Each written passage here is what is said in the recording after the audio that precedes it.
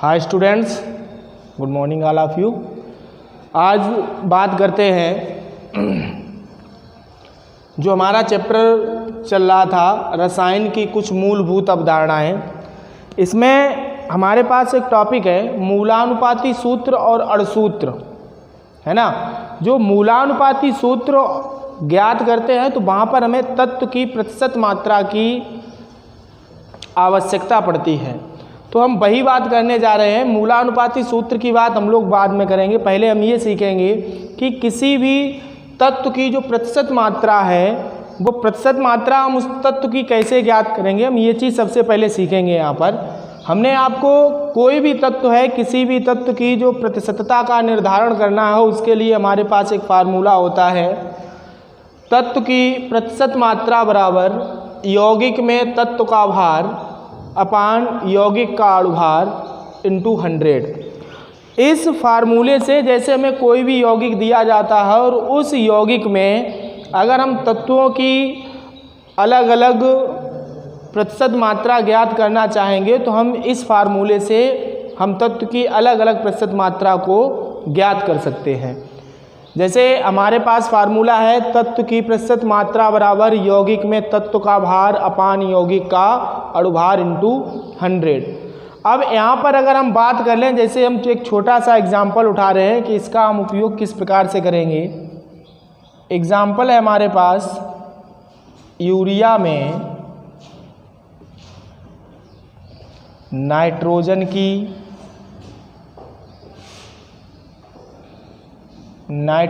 की प्रतिशत मात्रा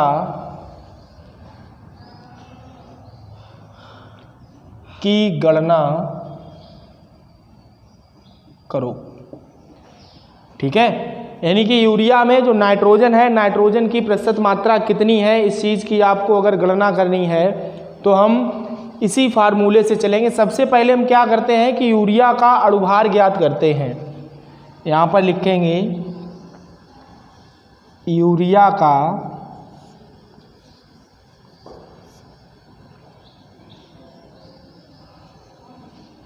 अणुभार बराबर, अब देखो यूरिया का अणुसूत्र क्या होता है। यूरिया का अणुसूत्र हमारे पास हो जाता है, यानी कि यूरिया का अणुसूत्र है NH2CO NH2। यहाँ से हम सबसे पहले यूरिया का अणुभार ज्ञात करेंगे।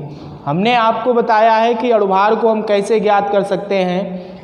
कोई भी यौगिक है उसका जो हमें अणुसूत्र दिया गया है, उस अणुसूत्र में जो वहाँ पर परमाणु उपस्थित हैं उन सभी परमाणुओं के परमाणु भार को हम जोड़ देते हैं। अब यहाँ पर देखो नाइट्रोजन का परमाणु भार 14 प्लस हाइड्रोजन का परमाणु भार 1, हाइड्रोजन है कितने 2, तो इसमें 2 का गुणा कर देंगे, प्लस कार्बन का 12 प्लस ऑक्सीजन का 16 प्लस फिर नाइट्रोजन आ गया, नाइट्रोजन का 14 प्लस हाइड्रोजन का 1, हाइड्रोजन है कितने 2। अब इसे हल करेंगे यहाँ पर तो हो जाएगा 14 plus 2 plus 12 plus 16 plus 14 plus 2, जोड़ेंगे सभी को तो 14 और 2 16, 16 12 28, 28 और 16 34, 44 और 14 58, 58 और 2 60। तो यूरिया का अणुभार आपके पास क्या आ गया है 60 आ गया है। ये पूरे जो यूरिया है वो आपका यौगिक है, यानी कि ये पूरे यौगिक का अणुभार आपके पास आ गया है 60। ठीक, अब बात करते हैं कि हमें नाइट्रोजन की प्रतिशत मात्रा ज्ञात करनी है। तो हम यौगिक में तत्व का भार देखेंगे। जिस तत्व की हमें प्रतिशत मात्रा ज्ञात करनी है उसका हम यौगिक में भार देखते हैं कि इस यौगिक का, यानी कि इस तत्व का यौगिक में भार है कितना। अब नाइट्रोजन देखो, यहाँ पर एक नाइट्रोजन आपके पास ये रहा, एक नाइट्रोजन ये रहा, यानी कि नाइट्रोजन का भार क्या हो जाएगा 14 और प्लस 14, तो नाइट्रोजन का भार क्या आ जाएगा आपके पास 14 और 14 28। तो यहाँ पर लिखेंगे नाइट्रोजन का भार बराबर 28। ये आपके पास नाइट्रोजन का भार आ गया, यानी कि यौगिक में तत्व का भार हमारे पास आ गया है। यौगिक का अणुभार, यानी कि यौगिक है क्या, यूरिया, तो यूरिया का हमारे पास अणुभार आ गया है 60, और यौगिक में तत्व यानी कि नाइट्रोजन का जो भार आया है वो हमारे पास आया है 28। अब हम यहाँ पर फार्मूला लगा रहे हैं, तत्व की प्रतिशत मात्रा बराबर यौगिक में तत्व का भार कितना है 28, यौगिक का अणुभार 60 × 100। इसे हल कर लीजिएगा।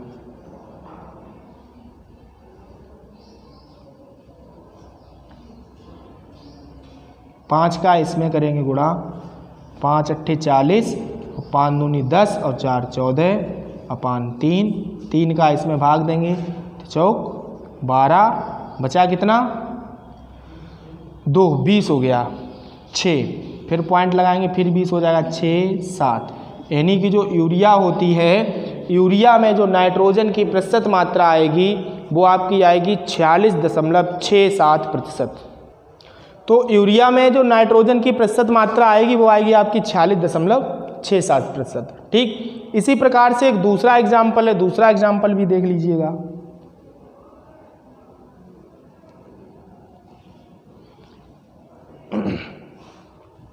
दूसरे एग्जाम्पल में क्या है, हम आपको दे रहे हैं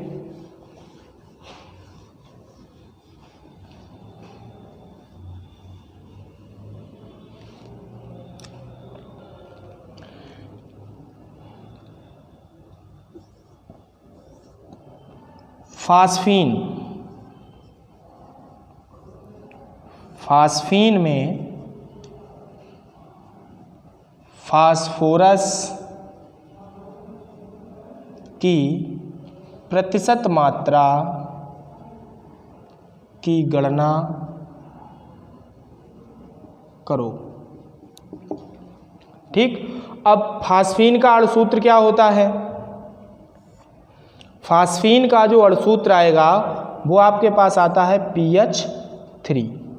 ठीक, फास्फीन का अणुसूत्र होता है PH3। तो हम यहाँ पर देखेंगे कि हमारे पास फास्फीन है, फास्फीन में फास्फोरस की हमें प्रतिशत मात्रा की गणना करनी है। तो सबसे पहले हम यहाँ पर फास्फीन का अणुभार ज्ञात करते हैं, यानी कि PH3 का अणुभार बराबर, अब फास्फोरस का जो परमाणु भार होता है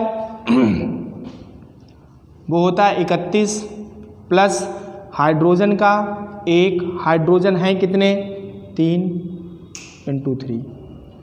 अब यहाँ पर देखो 31 और 3 34, ये आपका अणुभार आ गया है, काय का, फास्फीन का।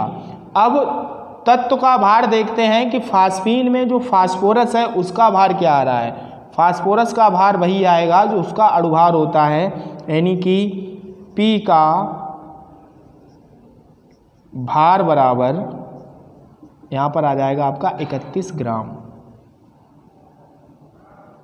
अब फार्मूला लगाते हैं, तत्व की प्रतिशत मात्रा बराबर यौगिक में तत्व का भार 31 अपान यौगिक का अणुभार 34 × 100। सबसे पहले 2 से काट लो, 17 ऊपर आ गया 50, 50 का इसमें करेंगे गुणा तो 0 5 5 15 अपान 17। अब 17 का हमें इसमें भाग देना है, तो 17 का भाग जब हम इसमें देंगे तो सबसे पहले जाएगा 8 बार,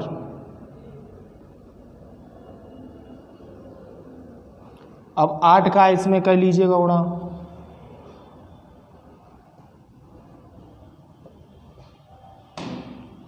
नौ। तो जब भाग देने जाएंगे यहाँ पर 8 बार नहीं 9 बार भाग जाएगा, यानी कि 17 निम्मा हो जाते हैं 153।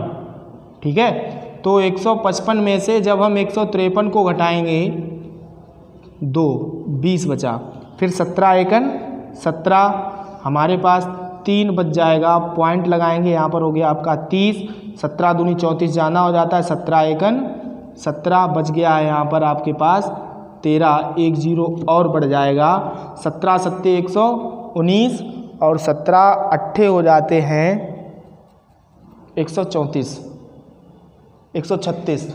17 अट्ठे 136 हो जाएंगे। तो यहाँ पर यानी कि भाग जाएगा आपके पास 7 बार।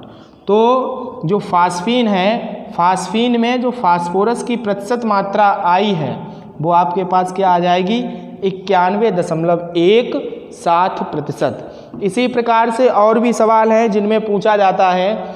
एक आप लोगों के लिए होमवर्क में है, इसे देख लीजिएगा और आप लोग इसे लगाएं और लगाने के बाद जो आंसर है वो हमारे पर्सनल नंबर पर आप लोग व्हाट्सएप करें।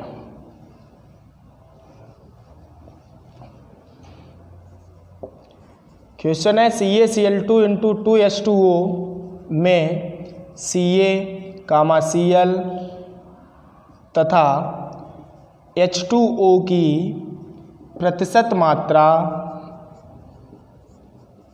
ज्ञात करो। ठीक, ये आपको हमने होमवर्क के लिए प्रश्न दिया है, इसे आप देखिए और आप लोग कुछ भी नहीं करके देते हैं। जो भी वर्क आपको दिया जाए वो वर्क आप लोग नहीं करते हैं। इसमें हमारा कोई भी घाटा नहीं है, आप लोगों का ही घाटा है। ठीक है, तो जो भी आपको होमवर्क दिया जाता है उसका विशेष ध्यान रखें। और आज के लिए इतना ही, धन्यवाद।